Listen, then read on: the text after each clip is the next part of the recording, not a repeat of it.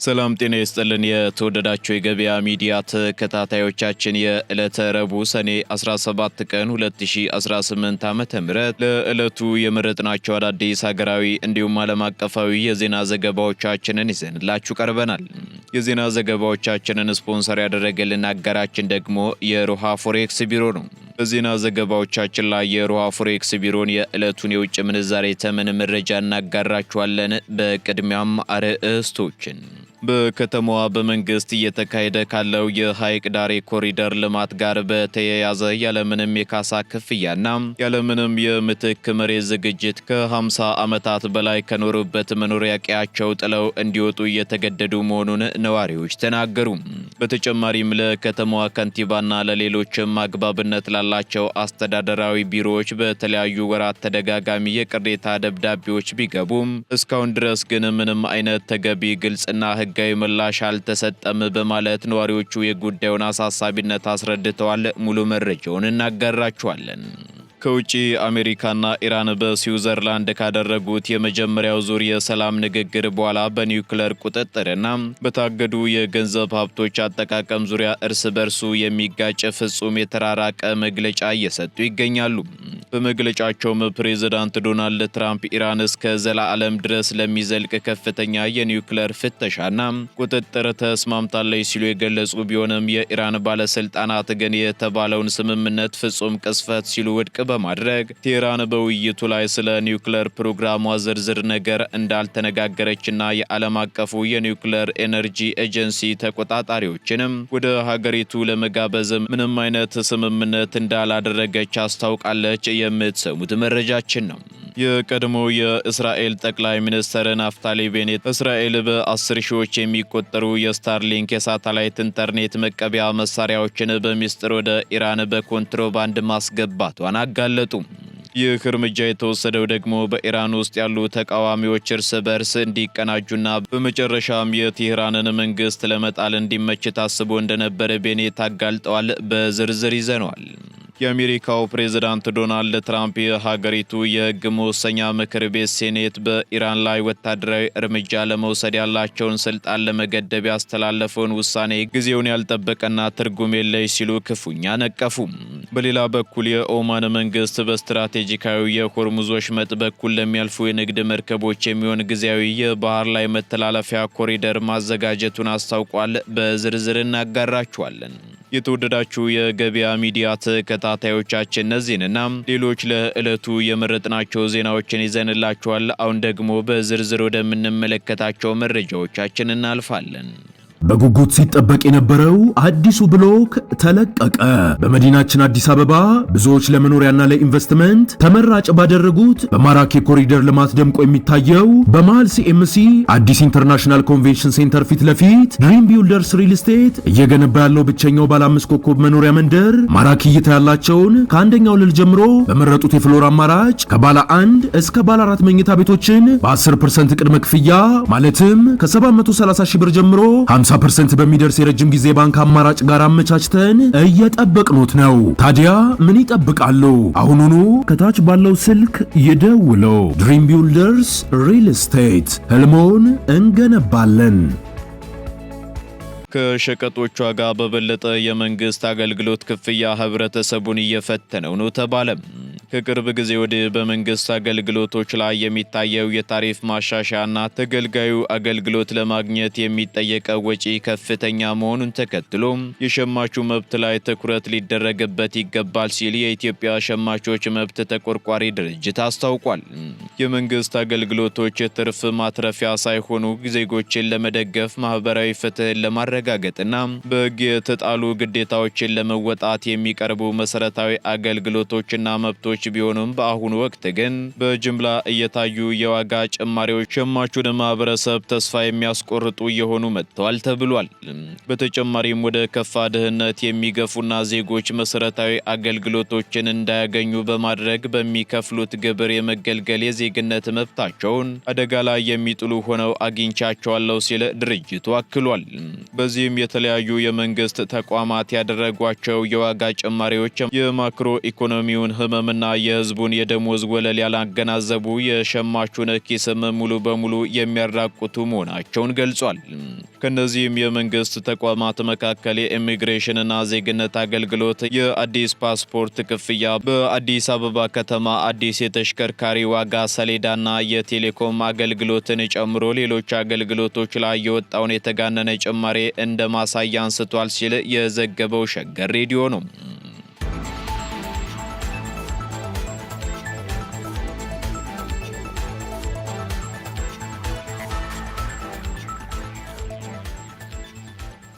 በከተማዋ በመንግስት እየተካሄደ ካለው የሐይቅ ዳር ኮሪደር ልማት ጋር በተያያዘ ያለምንም የካሳ ክፍያና የምትክ መሬት ዝግጅት መኖሪያ ቀያቸውን ጥለው እንዲወጡ እየተገደዱ መሆኑን ነዋሪዎች ተናገሩ። በሐዋሳ ከተማ አዲስ ከተማ ክፍለ ከተማ ፊላደልፊያ ቀበሌ ውስጥ በተለምዶ የወንዝ ዳር የታጋይ መንደር ተብሎ በሚጠራው አካባቢ የሚኖሩ ዜጎች ከቅርብ ጊዜ ወዲህ በመንግስት እየተካሄደ ካለው የሐይቅ ዳር ኮሪደር ልማት ጋር በተያያዘ ከፍተኛ የህልውና አደጋ እንደተጋረጠባቸው ተናግረዋል። ቅሬታ አቅራቢ ነዋሪዎቹም በአካባቢው ከ52 ዓመታት በላይ ማህበራዊ ህይወታቸውን የመሰረቱ ትውልድ ያፈሩና አካባቢውንም በራሳቸው አቅም ያለሙ ዜጎች መሆናቸውን ቢያስረዱም አሁን ላይ ግን መንግስት ልማትን በማስታከክ ያለምንም የካሳ ክፍያና የምትክ መሬት ዝግጅት መኖሪያ ቀያቸውን ጥለው እንዲወጡ እያስገደዳቸው መሆኑን በከፋ የሐዘን ስሜት እየገለጹ ይገኛሉ። ነዋሪዎቹ አክለውም እስከ 2000 ዓመተ ምህረት ድረስ ለመንግስት የሚጠበቅባቸውን የቦታና የእርሻ ግብር በህጋዊ መንገድ ሲከፍሉ የቆዩ ቢሆንም ከጊዜ በኋላ ግን መንግስት ያለምንም ግልጽ ምክንያት ግብር እንዳይከፍሉ ማገዱን አስረድተዋል። ይህ በእንዲህ እንዳለ ነዋሪዎቹ የከተማዋን ልማትም ሆነ የሐይቅ ዳር ፕሮጀክቱን እንደማይቃወሙና እንዲያውም እንደሚደግፉ በግልጽ ቢያስታውቁም ማንኛውም የልማት ስራ የዜጎችን ሰብአዊ መብት ክብርና የንብረት ባለቤትነት ህግን በተከተለ መልኩ መከናወን እንዳለበትም አጥብቀው ተከራክረዋል። ይህን የነዋሪዎችን ቅሬታ ተከትሎም ማብራሪያ የሰጡት አንድ የህግ ባለሙያ በበኩላቸው የኢትዮጵያ ህገ መንግስት የዜጎችን የንብረት መብት በግልጽ ያረጋገጠ ሲሆን የህዝብ መሬት ለልማት ሲወሰድ በቅድሚያ ማሳወቅ፣ ፍትሐዊ ካሳ መክፈልና ምቹ የመቀየሪያ ቦታ መስጠት አስፈላጊ መሆኑን መሬትን ለልማት የመጠቀም አዋጅ በግልጽ ያስቀምጣል ይላሉ።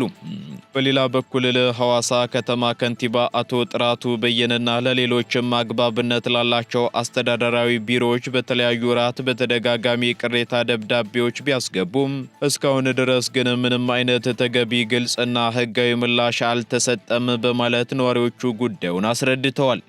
ስለሆነም ይህ የህግ ጥሰት የማይታረምና ፍትህ የማይሰጣቸው ከሆነ ጉዳዩን ወደ ኢፌዴሪ ሰብአዊ መብት ኮሚሽን፣ ወደ ህዝብ እንባ ጠባቂና ወደ ሌሎችም ከፍተኛ የህግ አካላት ይዘውት ለማምራት እንደሚገደዱ ነዋሪዎች በአጽንኦት አሳስበዋል።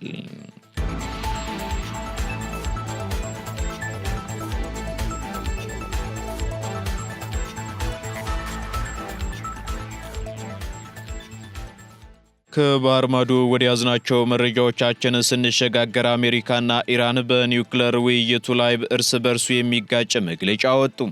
አሜሪካና ኢራን በስዊዘርላንድ ካደረጉት የመጀመሪያ ዙር የሰላም ንግግር በኋላ በኒውክሌር ቁጥጥርና በታገዱ የገንዘብ ሀብቶች አጠቃቀም ዙሪያ እርስ በርሱ የሚጋጭ መግለጫ እየሰጡ መሆኑ ተሰምቷል።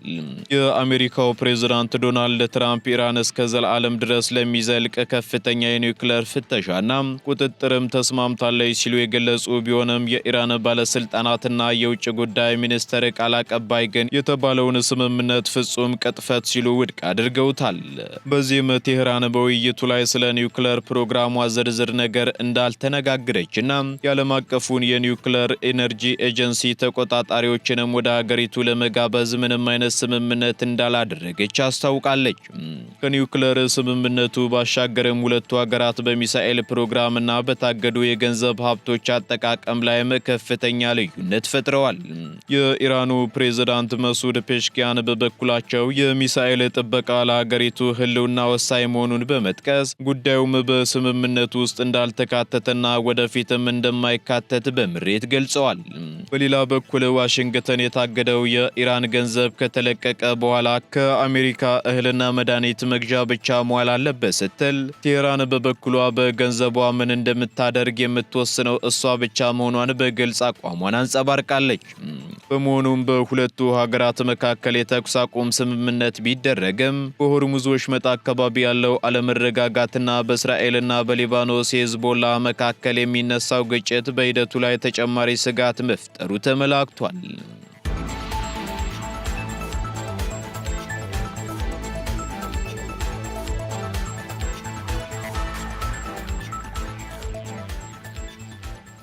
ኦማን በሆርሙዝ ወሽመጥ ለሚያልፉ መርከቦች ጊዜያዊ የባህር ላይ መተላለፊያ ኮሪደር አዘጋጀች። የኦማን መንግስት ከዓለም አቀፉ የባህር ላይ ድርጅት ጋር በመተባበር በስትራቴጂካዊ የሆርሙዝ ወሽመጥ ለሚያልፉ የንግድ መርከቦች ጊዜያዊ የባህር ላይ መተላለፊያ ኮሪደር ማዘጋጀቱን የሀገሪቱ ብሔራዊ የዜና ወኪል አስታውቋል።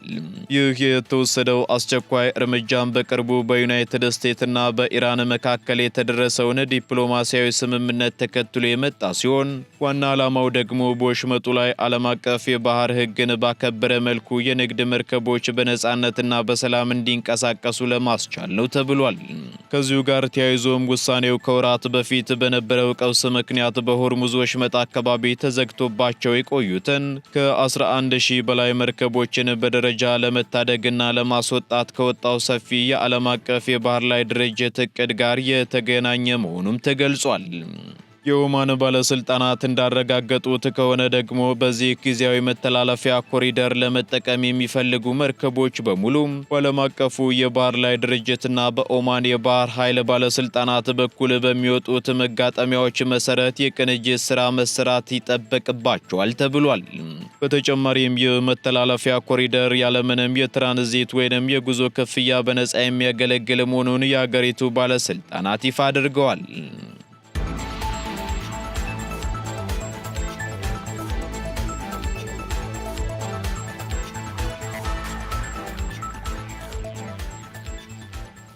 ዶናልድ ትራምፕ የጦርነት ስልጣናቸውን ለመገደብ በሴኔቱ የተላለፈውን ውሳኔ ትርጉም የለሽ ሲሉ አጣጣሉ። የአሜሪካው ፕሬዝዳንት ዶናልድ ትራምፕ የሀገሪቱ የሕግ መወሰኛ ምክር ቤት ሴኔት በኢራን ላይ ወታደራዊ እርምጃ ለመውሰድ ያላቸውን ስልጣን ለመገደብ ያሳለፈውን ውሳኔ ጊዜውን ያልጠበቀና ትርጉም የለሽ ሲሉ ክፉኛ ነቅፈዋል። ውሳኔው ደግሞ በሴኔቱ ውስጥ የ50 ለ48 የድምፅ ልዩነት የጸደቀ ሲሆን 4 የሪፐብሊካን ፓርቲ አባላት ከዲሞክራቶች ጋር በመወገን ድምፅ መስጠታቸው ተነግሯል። ይህ የጦርነት ስልጣንን የመገደብ የውሳኔ ሐሳብ ቀደም ሲል በተወካዮች ምክር ቤት የጸደቀ ቢሆንም አሁን ላይ ግን ይዘቱ በይፋ አስተናጋጅነት የሌለውና ይልቁንም ፖለቲካዊ መልእክት ለማስተላለፍ ያለመ እንደሆነ ተገልጿል። ፕሬዝዳንት ትራምፕ በትሩዝ ሶሻል የማህበራዊ ትስስር ገጻቸው ባስተላለፉት መልእክት ውሳኔው የወጣበት ወቅት አግባብ እንዳልሆነ በመጥቀስ ከዲሞክራቶች ጋር ያበሩትን 4ቱን የራሳቸውን ፓርቲ ሴናተሮች ተሸናፊዎች ሲሉ ጠርተዋቸዋል። እነዚህ ሴናተሮችም በስራዬ ላይ እንቅፋት ለመፍጠር ቢሞክሩም እኔ ግን እንደ ሁልጊዜው ስራዬን በራሴ መንገድ አስኬዳለሁ ሲሉም ፕሬዝዳንቱ በጽኑ አቋም ገልጸዋል። ውሳኔው በተወካዮች ምክር ቤትና በሴኔቱ በኩል ማለፉ በዋይት ሃውስና በኮንግረሱ መካከል ያለውን የውጭ ፖሊሲ ስልጣን ፍትጊያ ይበልጥ እንዳገረሸውም ታዛቢዎች እየገለጹ ይገኛሉ።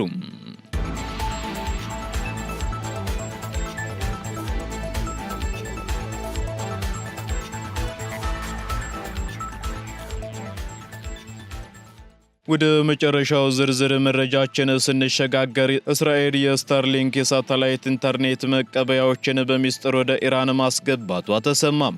የቀድሞው የእስራኤል ጠቅላይ ሚኒስትር ናፍታሊ ቤኔት እስራኤል የስታርሊንክ የሳተላይት ኢንተርኔት መቀበያ መሳሪያዎችን በሚስጥር ወደ ኢራን በኮንትሮባንድ ታስገባ እንደነበር ይፋ አድርገዋል።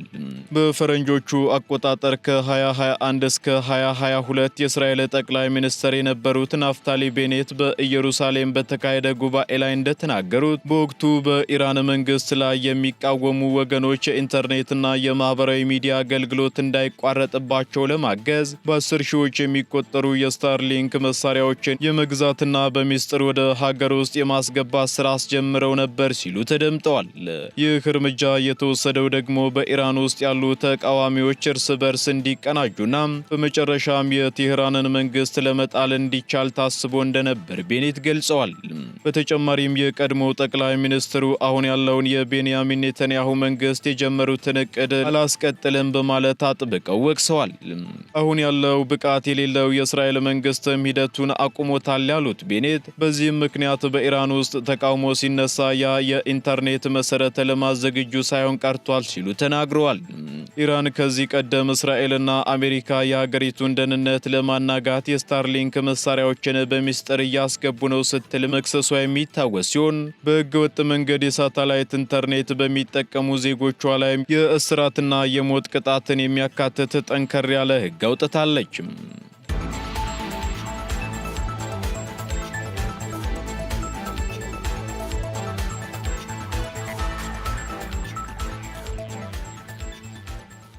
ቀጥለናል ውድ ተከታታዮቻችን። በመጨረሻም የሮሃ ፎሬክስ ቢሮን የዕለቱን የውጭ ምንዛሬ ተመን መረጃ እናጋራችኋለን።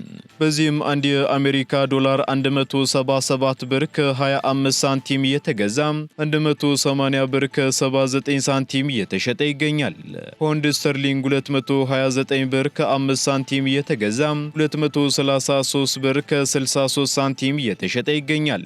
ዩሮ ደግሞ 199 ብር ከ11 ሳንቲም መግዣው ሲሆን መሸጫው እንዲሁ 203 ብር ከ9 ሳንቲም ሆኗል። ስዊስ ፍራንክ 215 ብር ከ55 ሳንቲም እየተገዛ 219 ብር ከ86 ሳንቲም እየተሸጠ ይገኛል። የተባበሩት አረብ ኤምሬት ድራም ደግሞ 47 ብር ከ70 ሳንቲም እየተገዛ 48 ብር ከ65 ሳንቲም እየተሸጠ ይገኛል። የሳውዲ ሪያል 45 ብር ከ77 ሳንቲም መግዣው ሲሆን መሸጫው ደግሞ 46 ብር ከ68 ሳንቲም ሆኗል። የቻይናው ዩዋን 24 ብር ከ55 ሳንቲም እየተገዛ 25 ብር ከ4 ሳንቲም እየተሸጠ ይገኛል። የካናዳ ዶላር ደግሞ 121 ብር ከ12 ሳንቲም እየተገዛ 123 ብር ከ54 ሳንቲም እየተሸጠ መሆኑን የሮሃ ፎሬክስ ቢሮ የዕለቱ የውጭ ምንዛሬ ተመን መረጃ ያመለክታል።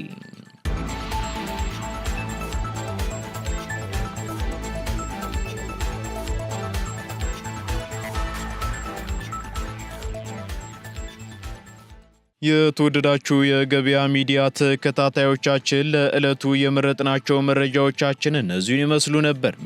እንዲሁም አዳዲስ ኢኮኖሚያዊ፣ ማህበራዊና ፖለቲካዊ መረጃዎቻችንን ለማግኘት ታዲያም የገበያ ሚዲያን እንድትወዳጁ እንጋብዛለን። ሰናይ ጊዜን ተመኘን። በጉጉት ሲጠበቅ የነበረው አዲሱ ብሎክ ተለቀቀ። በመዲናችን አዲስ አበባ ብዙዎች ለመኖሪያና ለኢንቨስትመንት ተመራጭ ባደረጉት በማራኪ ኮሪደር ልማት ደምቆ የሚታየው በመሃል ሲኤምሲ አዲስ ኢንተርናሽናል ኮንቬንሽን ሴንተር ፊት ለፊት ድሪም ቢልደርስ ሪል ስቴት እየገነባ ያለው ብቸኛው ባለ 5 ኮከብ መኖሪያ መንደር ማራኪ እይታ ያላቸውን ከአንደኛው ወለል ጀምሮ በመረጡት የፍሎር አማራጭ ከባለ 1 እስከ ባለ 4 መኝታ ቤቶችን በ10% ቅድመ ክፍያ ማለትም ከ730 ሺህ ብር ጀምሮ 50% በሚደርስ የረጅም ጊዜ ባንክ አማራጭ ጋር አመቻችተን እየጠበቅኖት ነው። ታዲያ ምን ይጠብቃሉ? አሁኑኑ ከታች ባለው ስልክ ይደውለው። ድሪም ቢልደርስ ሪል ስቴት ህልሞን እንገነባለን።